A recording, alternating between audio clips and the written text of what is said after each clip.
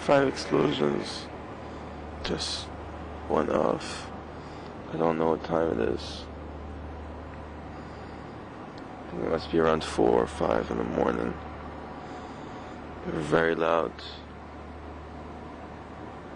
Very loud Israeli explosions, which just took place right now in southern Beirut.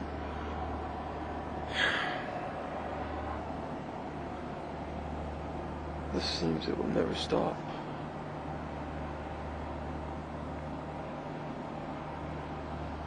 I don't know what to say.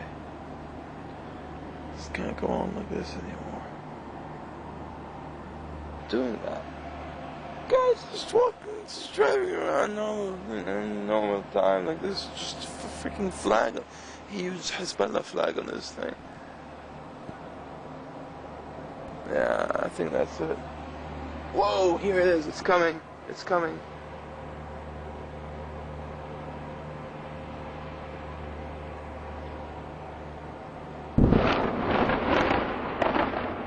Yep. That is what we have to fucking live with. And there might be more coming. That was one hell of an explosion. God damn.